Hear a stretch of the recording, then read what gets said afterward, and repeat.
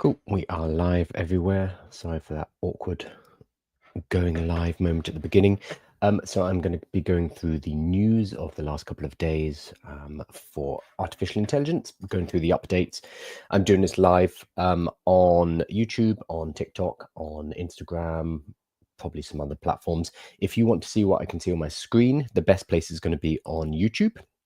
I haven't worked out how to do it on TikTok yet.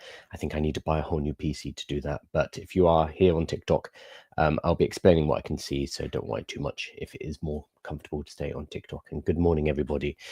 So the first thing I wanted to talk about today is, well, there's quite a few topics, quite big, heavy topics for the end of the week. It is Friday. It's also, July 4th. Happy Independence Day to any American viewers. A couple of things. Regulation, fun. Cloudflare's new scraping policy. So stopping AI bots from scraping websites. This is a big issue that's going to be potentially disastrous for AI companies, but I also think changes fundamentally how the internet works. So I want to talk about that as well. And then there's a video I just watched by Nate. I'm sure a lot of you know him, Nate B. Jones, who's one of the most knowledgeable guys on artificial intelligence out there. He put out a video 3 days ago called Catch Up Before ChatGPT 5, your complete AI guide, timeline, AI basics, resources, and who to follow. I want to overview that video and shout it out because it's a really good video, and I want to make sure that more people know about it. You should be following him anyway because he is just one of the smartest guys in this particular field. But let's kick off with regulation. Fun. As always, if you have any questions, drop them in chat and I'll be able to loop back to them. This is entirely live. I am not AI. I should be AI, really. But no, this is me with my morning coffee, basically going through artificial intelligence news and updates for the day. And I do this anyway, so I've started to do it live instead. So first things first. So Ethan Mollick, who you should be following on anywhere he is, this is actually his book, Ethan Mollick's Co-Intelligence. It's going to be backwards on TikTok, like everything always is. This is not how I look. I'm actually flipped around. So this is Ethan Mollick's Co-Intelligence book. Smart guy, and you should be checking his stuff out. He is a professor at Wharton. So he put out a tweet. This was today at 4 a.m. So I guess last night. One theme I keep seeing in companies is that their AI policy groups they set up in 2023 are now barriers. Often they are built to address potential ethical, privacy, and security concerns that are no longer relevant with today's AI. There are new concerns and are unable to adapt. I thought this was a really interesting tweet and very, very true. A lot of the people who are setting up regulations, a lot of the people who are thinking about ethics and policies and guardrails for artificial intelligence are doing it based on the AI from 2 years ago when the first public ChatGPT really came out and kind of blew everyone's minds. That's when these initial steering groups, these politicians or these corporate teams were put into play to come up with the guidelines, the ethics, the AI policy. That was 2 years ago. AI has come quite far in 2 years. I don't know if you've been paying attention, but quite a lot has happened in 2 years. But unfortunately, these people, this comment below is great. He's a guy called Andrew Main. He says, a lot of people who develop environments, these are people who they develop in word processors, not in IDEs. So these are not coders. These are not people who work with computers. These are people who write in Word. So they're not necessarily the right people who should be coming up with these policies. It made sense when it was theoretical, but now we need people who can build and test ideas directly. So this is particularly relevant because right now there's been a bit of a push. Well, there's a small push in Europe against AI regulation, and there has been a huge push in America against AI regulation, which did not work.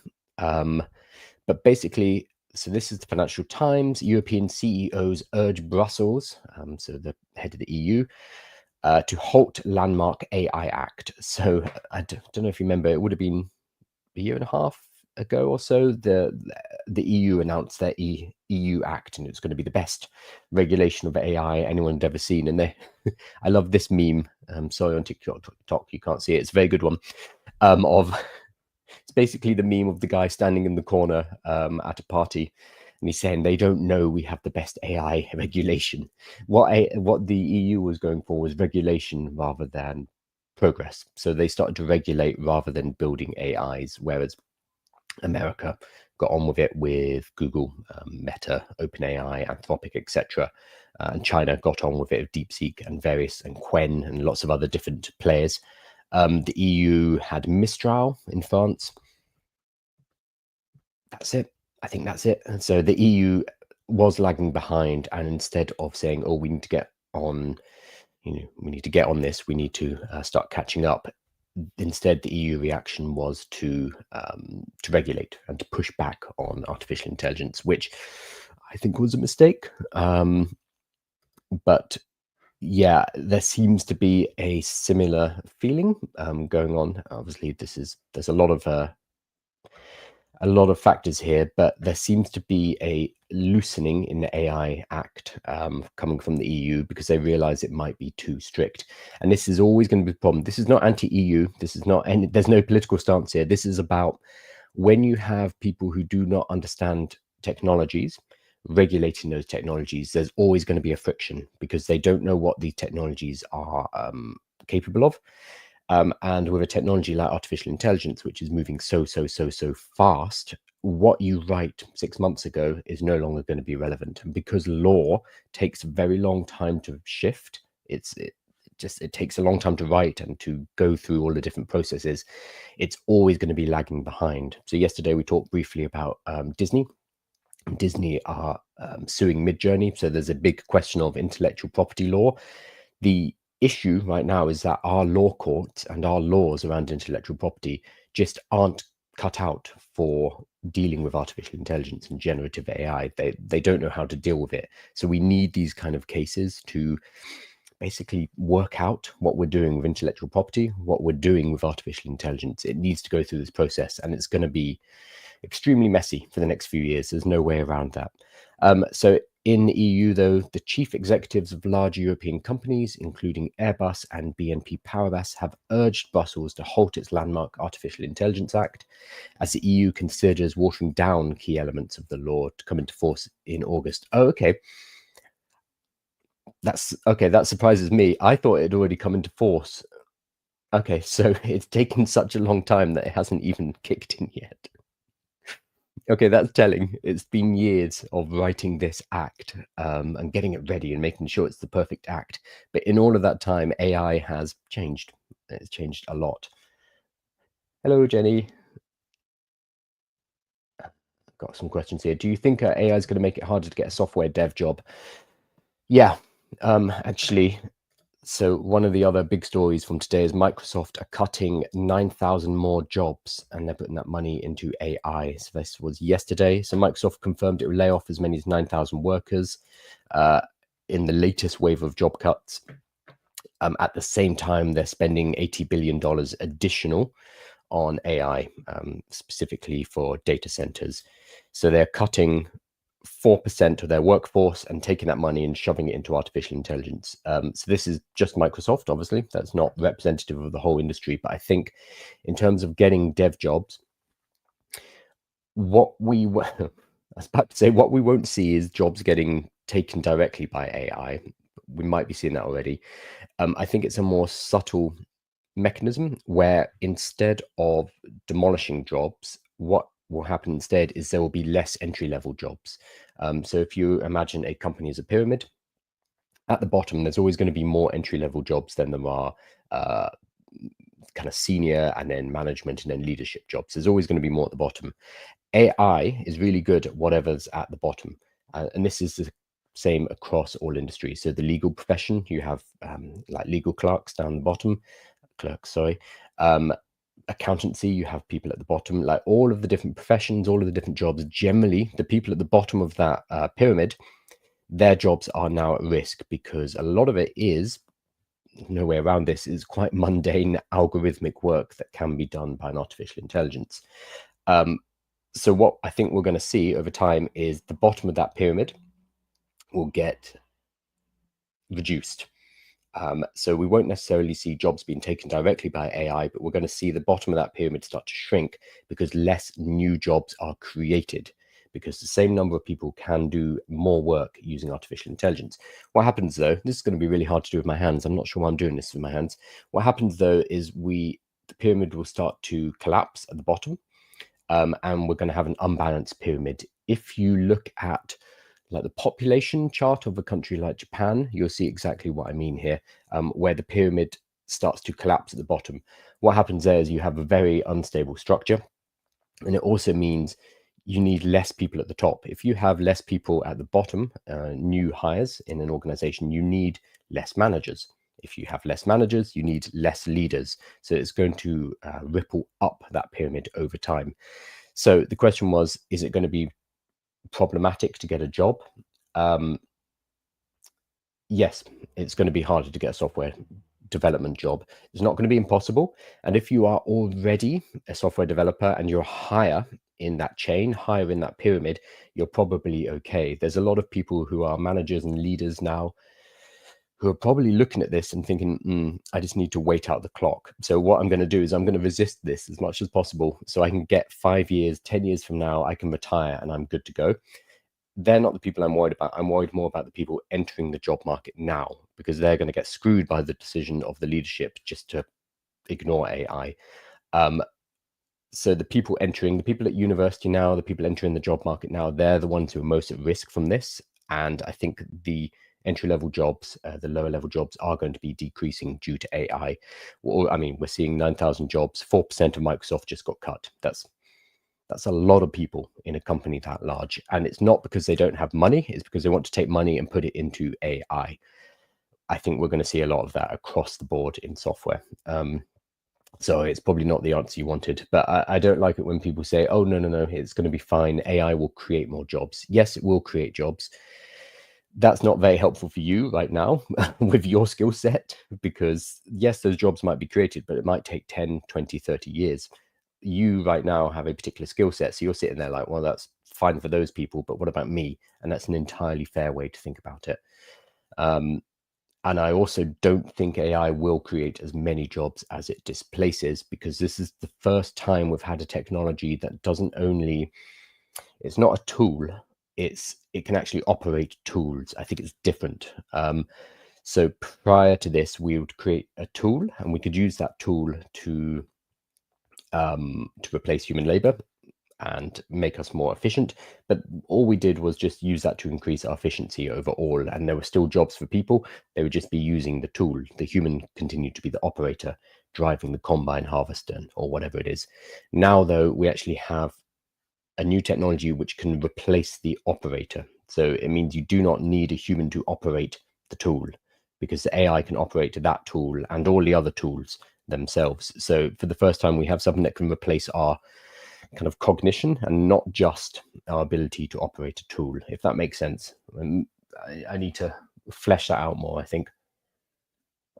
But I truly believe this time it is different, which is why it's important to have additional sources of income. Doesn't matter what they are, but right now being diversified and having multiple things on the go is probably the best bet, because we don't know what's going to be around in 5 years. So if you've ever wanted to set up an Etsy jewelry shop, for example, this is the time to do it.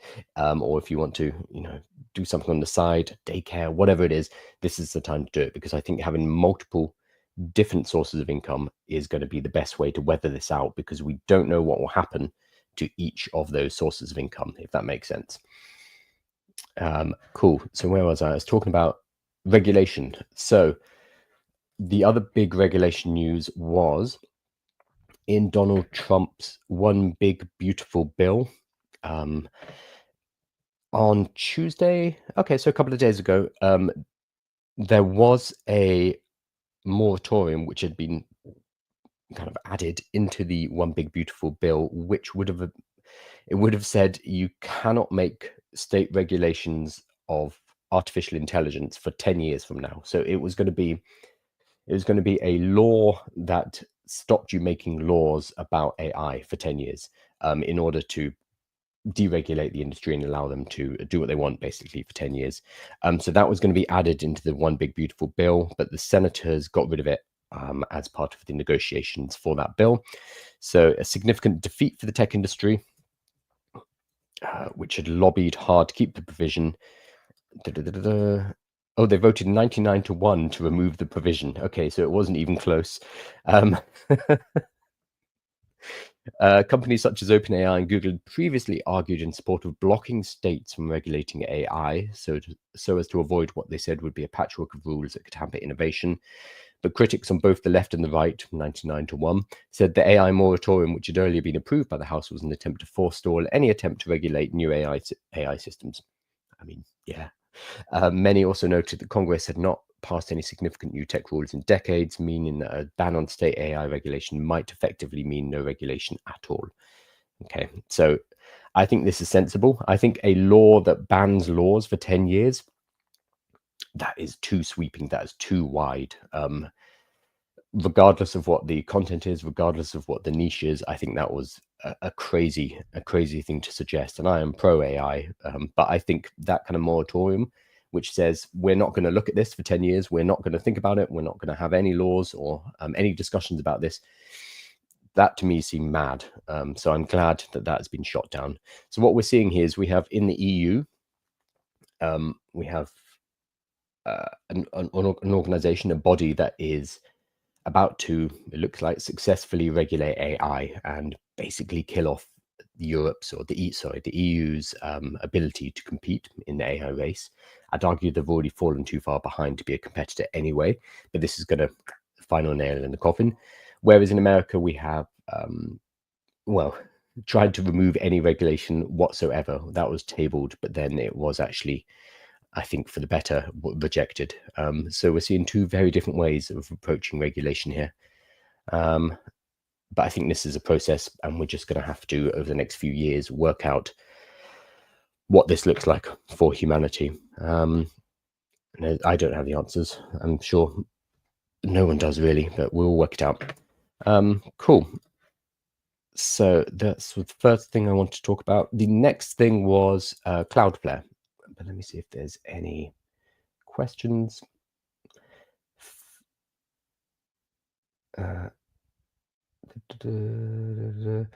May I ask the source of your income, Kyle, says Finn. Multiple sources, personally. So the business I run at the moment has 5 or 6 revenue streams, I think, with the express purpose of what I just talked about. We do not know what the future holds because of artificial intelligence. The only thing that I know is that AI is causing a lot of chaos. I was actually at a dinner 2 or 3 weeks ago with entrepreneurs in London, and 2 of them that I talked to had big, 7-figure businesses. They were doing well, which were threatened, and they were winding them down or pivoting them because of artificial intelligence. So these are businesses that have gone on for 5+ years. They're making them a few million a year, but all of a sudden they were not viable because an AI tool had entered the market, which basically did the same thing for a fraction of the cost. So they realized, like, the writing's on the wall, like, I'm not going to be able to continue this business. So I think the only defense we have against that is to have multiple sources of income. So personally, for me, I give workshops to businesses. So I go into a business. When I do that, I charge about $1,500 an hour, so $1,500 an hour. The most I've charged is $4,000 for 1 hour, going and talking on stage, talking to them about artificial intelligence. So that's one way. I also license out my materials, so people can license my workshops and then go and charge companies $1,000 an hour, $2,000 an hour. So I get paid for licensing my materials. I also have a newsletter, so that allows me to run sponsorships. That allows me to run adverts within the newsletter. So that's an additional income source. TikTok pays me a little bit, not very much though. And God, what are the other ones? Oh, book sales. I publish books on Kindle. God, I should have a list of this all somewhere. And then I have various courses and things that are connected to the newsletter, educational content, which people can purchase as well. So I think there's probably 6 different sources there. I also do consultation and advisory outside. So there's kind of a wide breadth of income, because I know if one of these gets demolished, at least I have some other things in play. And I think that's the sensible way to do it moving forward. Whatever your niche is, whatever your industry is, having those multiple different revenue streams protects you. It's diversification, basically. High frequency fitness, how can I get involved in what you teach? So I do run cohorts. The latest one has just started. It started on Tuesday, where I license out my materials. So I'm not trying to sell anything on this call. But if you are interested, the best thing to do is to check out my newsletter, Prompt Entrepreneur. When we run the next cohort, which should be a few months from now, then there'll be details in there about that cohort. And again, it allows you to license my materials, but I also teach people how to find clients, how to customize workshops, how to deliver workshops, how to facilitate, basically, and therefore how to build a business off the back of it. So if you join the newsletter, then the next time we launch that, we'll be announcing it. So yeah, we just launched on Tuesday, and I had my first live call with the new students yesterday, which was fantastic, because it's people from all over the world. It's really cool. So yeah, you can definitely check that out.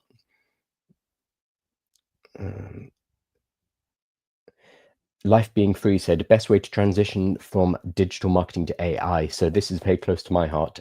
3 years ago, I ran a digital marketing agency, so primarily helping people to build funnels, sales copy. I did a lot of the technical back end, so funnel building and advertising. And when GPT 3.5, the one of the first kind of public big splashes in modern AI, when that came out, I remember thinking like, ooh, this is going to be a problem for me. And this is going to be an issue as a digital marketer, because it can do a lot of this stuff very well. So at that time, I started to basically read and write and learn as much as I could about AI. I think if you are running a digital marketing agency right now, the best thing you can do is just to start to implement AI into your digital marketing. Most people already are. Lots of agencies are. What I would say, I was talking to a guy called Dan yesterday about this. He's UK based, and he works with digital marketing agencies. And what a lot of them have right now is the digital marketing agencies out there are trying to pivot. They're trying to work out how to deal with AI.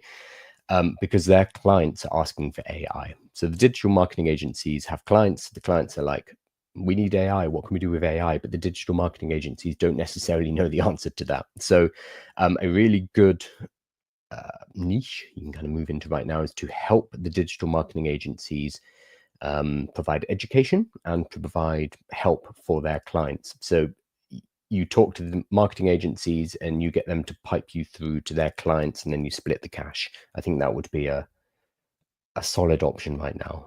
But obviously that requires learning as much as you can about artificial intelligence and how it can be used in marketing in particular. Thankfully, there's a huge number of things it can be used for. So Jenny, you're bringing me back on track. Cloudflare want to put security measures with AI scraping data.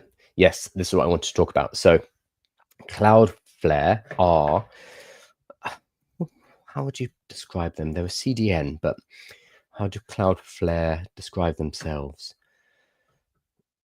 What exactly does Cloudflare do? Here we go. It's an American company that provides content delivery network services, so CDN, cybersecurity, DDoS mitigation, wide area network services, reverse proxies, domain name services, DNS, ICANN, accredited domain registration, and other services. Okay, a whole load of gobbledygook for most people out there. So don't worry. CDN, God, how do I don't want to get this wrong. So what is a CDN? It is a geographically distributed network of servers that caches websites' content closer to users, improving website loading speeds and overall performance. Okay, so the internet, I don't want to describe how the internet works, but basically whenever you go to a website, your computer is sending a ping message to another computer sitting elsewhere saying, hey, I want to access this website, send this back to me. And so the server, the kind of host computer, will send back the information in that website to my laptop or my telephone. that takes a long time sometimes because it's a long distance to go. So what a company like Cloudflare do is they will place another server closer to me, and they will cache, they will save copies of the website so that it can be more quickly accessed. So instead of me going between my computer and the server computer, which is a long way, the CDN, like Cloudflare, will sit here closer to my computer, and it will have a saved cached version, which will allow much faster loading times. So that's basically what CDN does. Thank you. Somebody was giving me hearts while I was explaining a CDN, which is probably the most boring concept I can describe. So thank you for the hearts on live. So Cloudflare is, I think, the biggest CDN out there. And what Cloudflare have said last week is that AI is a threat to the internet, and they think it is unfair that artificial intelligences like ChatGPT can go and visit all of the websites on Earth and take the information from them. So the technique that the AI companies use is something called scraping. They have a little bot, a spider, a little piece of code, which basically goes to all of the websites on Earth and asks that website, hey, what have you got for me? And then takes that information and takes it back into the AI, basically into the large language model, and then it's used for training. So this is not new. This is how the internet works, basically. So Google has spiders, and you can actually, I won't demonstrate it, but Google has little bits of code which go around the internet, and they read every single page pretty much online to see what each page has. This is how Google ranks pages on Google search, by going and visiting them. Literally, they send a spider, which is a small bot which collects the information, and then Google knows, okay, this site is good for this. I'm going to show it to more people, very basically. So the internet has always worked like this, and it has to work like this because there's so much of it. There is so much information out there that we cannot order it and sort it and show the right things to people unless we send out these spiders that collect all this information. So this has been happening for basically as soon as the internet left DARPANET, we had spider bots in place which would scrape the internet.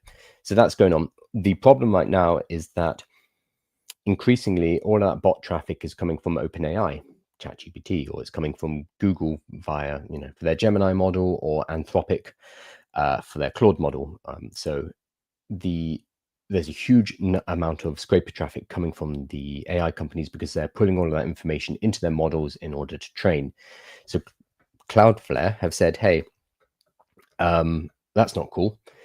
What Cloudflare want to suggest is a pay-per-crawl method. So every time that spider bot lands on a page, the AI company will have to pay. And it's going to be like 0.00001 cent or whatever it is. It'll be a small amount, but because the AI companies are hitting so many websites, that means a bill will start to accrue. And then what Cloudflare is saying is that they are going to then work out, I don't know how they're going to do this, but they will pay the website owners. So instead of it being free public access web content, which is what the internet is right now, they will charge the AI companies based on the bandwidth, how much data they're pulling in, and then get that money back to the people who own the websites, which in theory sounds pretty cool. There are some problems with this. First of all is the fact that we need to look at Cloudflare's motivation for this, because Cloudflare basically, as the internet changes and as we stop using things like Google and we stop visiting websites themselves because we don't need to as much because everything is in AI, that makes Cloudflare less valuable, and Cloudflare will not be needed as a service, and the company will be demolished. So Cloudflare are kind of their existence is a function of the way that we currently access information on the internet by literally going to a website and seeing what the information is. We're already seeing this type of behavior online crash out. So ever since Google added the AI overviews to the top of their search results, lots of people are seeing search traffic landing on their website decreasing because obviously the information is right there. So if I look up a lasagna recipe, and Google gives me that lasagna recipe at the top of the page, there's no need for me to click through onto that the actual website. So this is bad for the website creator because they're no longer getting their advertising revenue, they're no longer getting their traffic. This is also bad for a CDN like Cloudflare because the whole purpose of them is to allow for faster delivery of the website. So if nobody's going to the website, then Cloudflare is not needed and Cloudflare will cease to exist, basically. So we have to keep this in mind when we're looking at what Cloudflare are suggesting, because it seems like, oh, they want to pay the small creators. Oh, aren't they nice guys? Like, well, hang on, hang on. This is an existential threat for them. So this, I think we have to keep in mind as the underlying factor, the underlying reason why suddenly they are the protector of the small people. It's because otherwise their multi-billion-dollar company will cease to exist, and that's going to be unpleasant for them. So what they're trying to do is basically monetize the process. And they're trying to patch that up and make that seem like it's a virtuous thing by saying, oh, we're going to give some of this money back to the original content owners, which I think is a great idea. We just need to be careful about how it is being done because they are placing themselves in between. And if they become the de facto service that does this, then what happens then? They can crank up their rates, they can start to charge AI more, and they can give less of it back to the creators, and then they're going to be making a profit in between. It also threatens the idea of a free internet because it kind of makes it pay for access in a weird way, with Cloudflare being the people, the arbiters of who pays what for access. And again, it's a private company, so we don't know what their well, we do know what their motivations are going to be. Their motivations are going to be to make money. So it's how much we trust them to have the good of the internet, and how much do we think they're just going to try and make money, which I think they will. So the pros for this would be compensation for value. Yep, content creators will be paid. That's fantastic. I don't know how much they're going to be paid. He didn't really give the details, but ideally that would be great. Then it reduces like low quality spammy crawlers as well, because if there's a cost to sending out your crawlers, then this is going to block it. But the flip side of that is the only people who are going to be able to afford to do this will be the big tech companies. So OpenAI, they'll just say, okay, this is just another expense, so we can continue to train ChatGPT. We'll just pay the bill, basically. If you are a small AI startup or you're building your own model, then you will not be able to unless Cloudflare give you a lower cost or whatever. So what this means is there's kind of a barrier to innovation here, because the smaller AI startups or researchers may be locked out because they won't be able to afford what Cloudflare, I need to be able to say this, are charging. So I think this is a real issue here, because Cloudflare are kind of, they're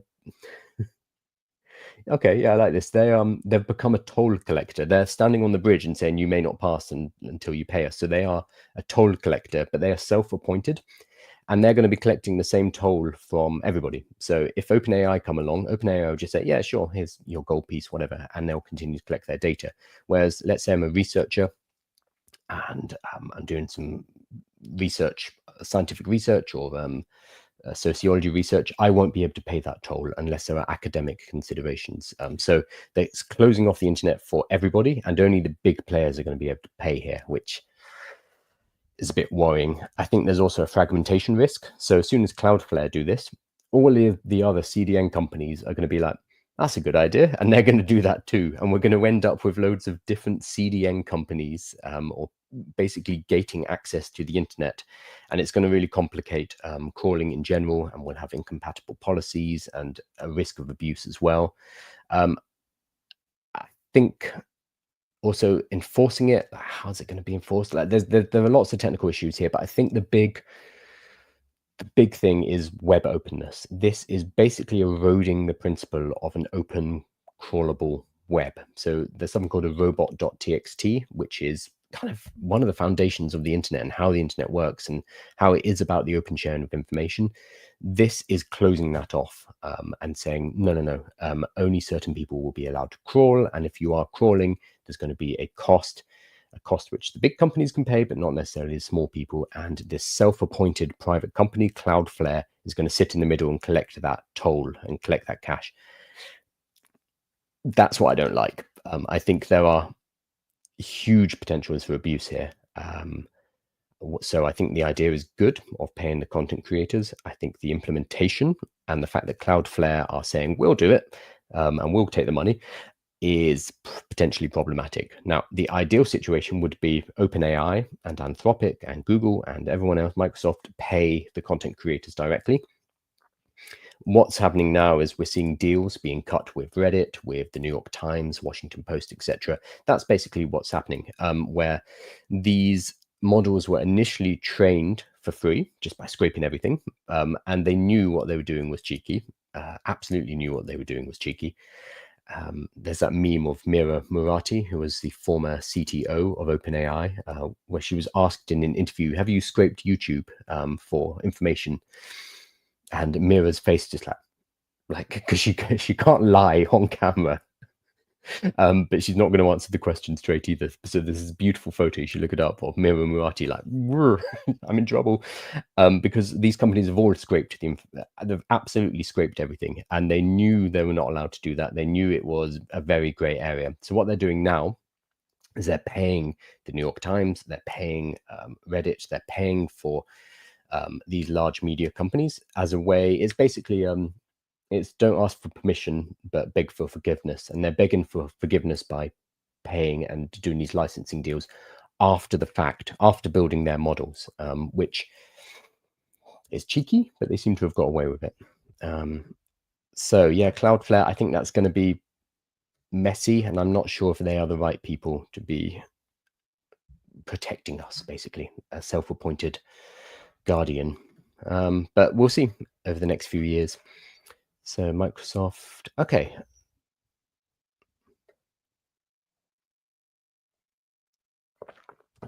Biden says, certainly the internet is going through a big change and challenging to get traffic to websites. Yeah. So anyone who's in the SEO space or anyone who relies on AdSense or any other or traffic just for your business, they're hurting right now. So if you go on the subreddits for SEO and for digital marketing, a lot of it is, hey, has anyone noticed, there's not much web traffic anymore, because AI is eating up those clicks, basically. It's interesting though, because we assume, in the West at least, we kind of assume that websites are the de facto way to get information.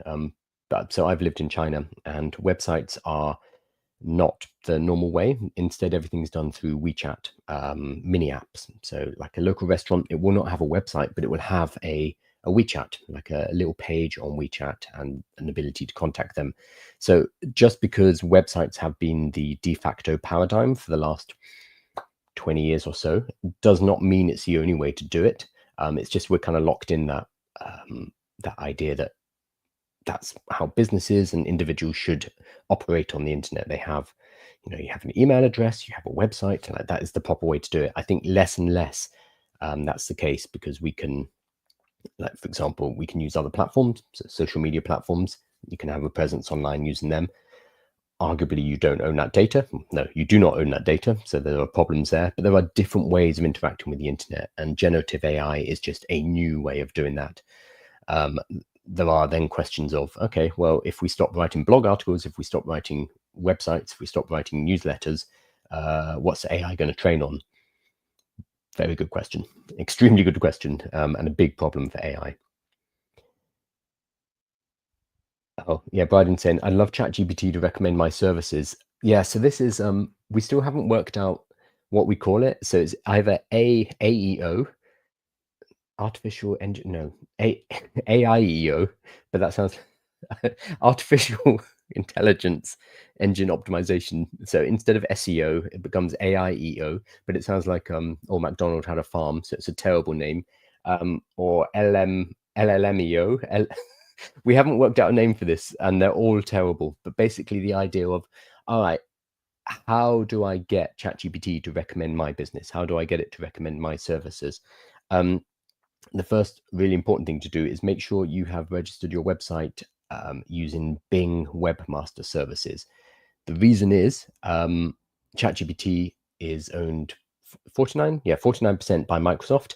It's built on the Azure servers. They use a lot of Microsoft in the back end, and they check the indexing on Bing rather than Google. So make sure you are indexed with Bing Webmaster Services. This is the number one tip I've seen from people who are in this sphere. Is a lot of websites will only register their website and submit their sitemap to Google, but ChatGPT, because it's aligned with Microsoft, are actually checking the Bing record. So do that first and foremost.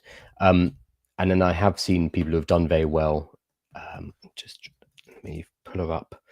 So check out TechFriend Lan. Where is she? She's on TikTok.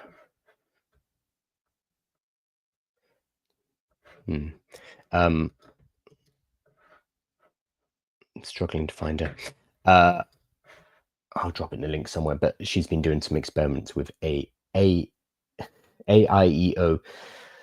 AI engine optimization. AIO, that's probably better. AI, yeah. Anyway, and this will be a huge question for SEO companies because they're going to have to pivot away from how do I get to the top of Google to how do I come first on ChatGPT.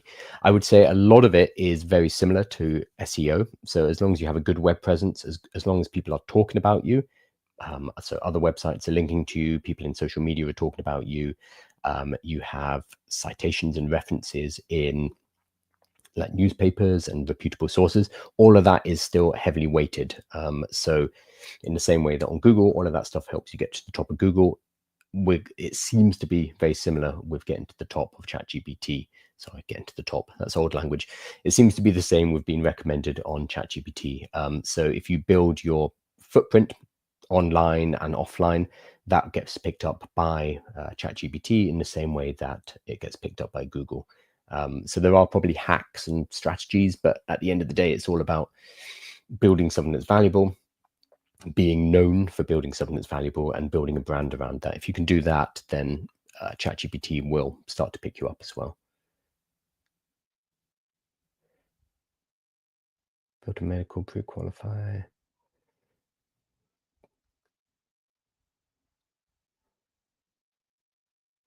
Oh, I've got someone going off.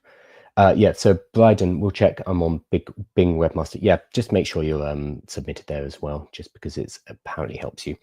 So the other thing I wanted to quickly bring up was, if you're not following him, definitely do. There's a guy called Nate B. Jones. He's on, I think his primary platform's probably TikTok, but he's on Instagram and he's on YouTube. He does longer form videos on YouTube, and the one that I wanted to talk about was Catch Up Before ChatGPT 5, Your Complete AI Guide, Timeline, AI Basics, Resources, and Who to Follow. What I wanted to show you in particular was the who to follow, because I thought there's a really, really good list. So I've actually thrown it into Notebook LM. I don't know if you know about this, but if you, so Nate's videos are fantastic, but he doesn't add captions and he doesn't have he doesn't summarize them. Oh no, he has summarized them. Okay, he started to summarize them. Sometimes when you have a long video and you want to get the information out of it, you can go to Notebook LM, which is it's based on Google Gemini, but it allows you to throw in YouTube videos. So you put the link to the YouTube video and it will summarize the YouTube video. It will pull out information and then you can ask questions about the YouTube video. So in particular, there are 12 people that Nate highlights in the video. And instead of me going through the video and showing it to you on the screen, I can just go to Notebook LM and say, hey, who are the 12 people? And it can pull out that information. So if you are on YouTube, you can see what I'm looking at right now. Notebook LM is a fantastic tool that a lot of people are sleeping on. So 11 individuals, or 11, who provide valuable signal over noise. So Simon Willison, who co-created Django and coined the term prompt injection. Ethan Mollick, who I talk about a lot, he's fantastic. Wharton professor, influential in AI and known for clearly describing AI's impact on academia and work. He's very active on LinkedIn and Twitter. Andrej Karpathy. If you have not watched Karpathy's videos on YouTube, I highly recommend them. Oh, somebody's calling me. They're not short videos. They're a couple of hours long. But Karpathy he's a rare thing. He is an engineer that can actually explain topics in a way that is understandable, which is incredibly rare and incredibly valuable as a result of that. So he's done a few videos. Let me pull up. The most recent one is, the deep dive into LLMs like ChatGPT. It's a 3.5 hour long video. So take it slowly, like watch bit by bit. But he's just a very good educator. So definitely check that out. Sam Altman, okay, yep, he's the OpenAI CEO. These are the most influential people you should be following. Dario Amodei is the Anthropic CEO. He's been a lot more vocal recently. Generally, he was quite quiet for a few years, just getting on with the work, but he's suddenly become a bit more vocal about what AI is about to do to jobs. Demi Hassabis, he won the Nobel Prize in 2024 for his AlphaFold work in chemistry, a leading mind in AI, especially on the science side. Also a fascinating guy. He works for DeepMind. If you haven't seen it, is he in that? Yeah, he is. There's a great movie called AlphaGo, which is about the time when DeepMind was built to beat Lee Sedol, the Korean Go master, the Go champion. It does not sound like an exciting movie, but it actually is. It's a really good movie. I don't know if it's on Netflix or Prime, but it's a really interesting story because they go over there to beat this Go master because that had long been the goalposts are always moved in AI. So initially it was like, oh, a computer will never be able to beat a chess grandmaster, and then it beat chess grandmasters, and chess became a solvable problem. So the critics were like, oh well, okay, fine, it can do chess. It will never be able to do Go. That became the next goalpost. It, shifting the goalpost back again and again and again.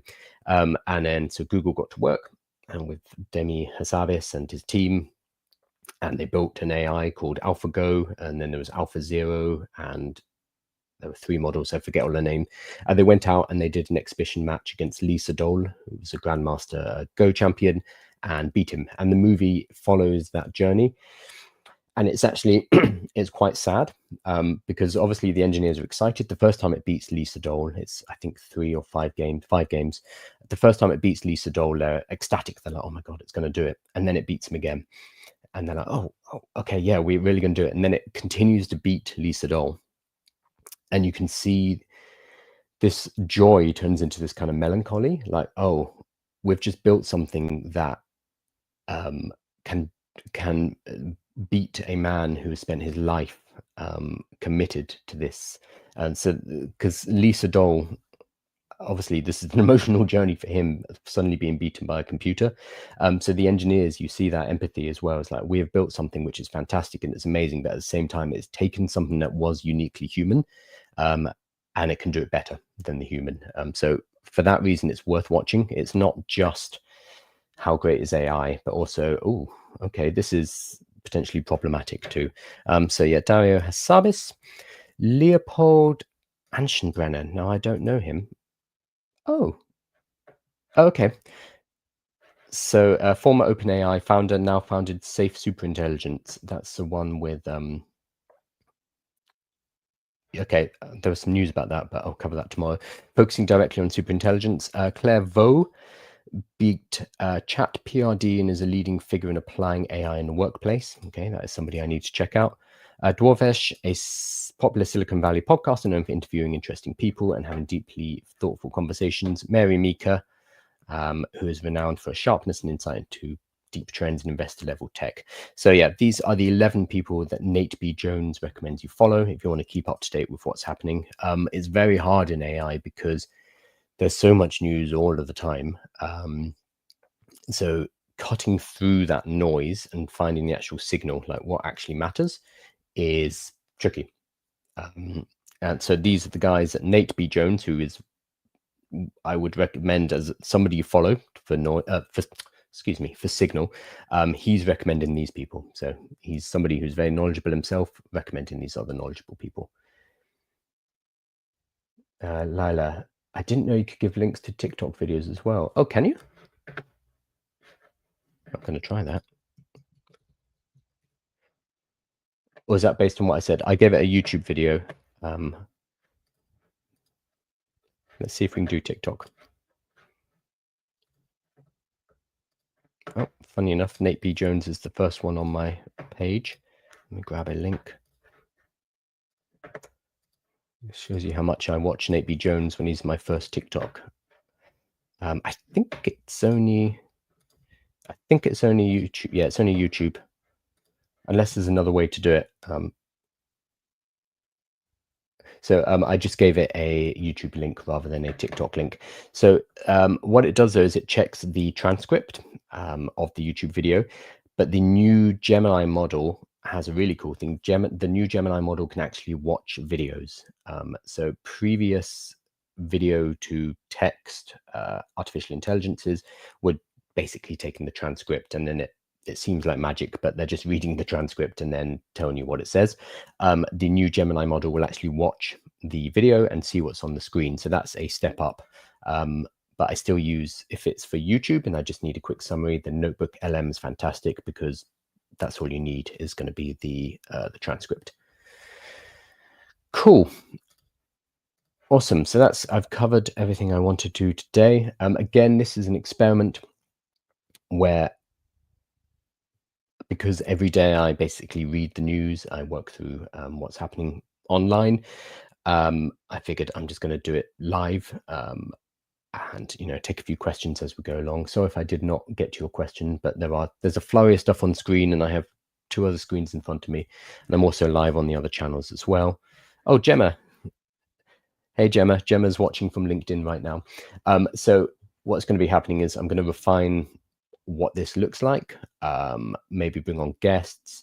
I'm also going to be converting this into like a micro summary newsletter. I'm working out how to do that, taking the video file, transcribing it, chopping it up, etc., etc. So there's a whole bunch of things going on. So you are watching this live. You're watching me build out what this is. So I'm also very open to suggestions about how this could be shaped up, because there's a big dilemma, like, do I try and do it clean so that it looks good on YouTube, or do I do more of the interaction, talking to people? I think I prefer that, even if the topics aren't as focused, even if it's a bit more rambling. I think that's a bit more interesting, because otherwise why do it live? Anyway, I am going to hop off, and I'm going to go boxing because that's what I do. So thank you so much for joining me, and thank you for all the hearts. That's amazing. And have a great day and a great weekend. Thank you all.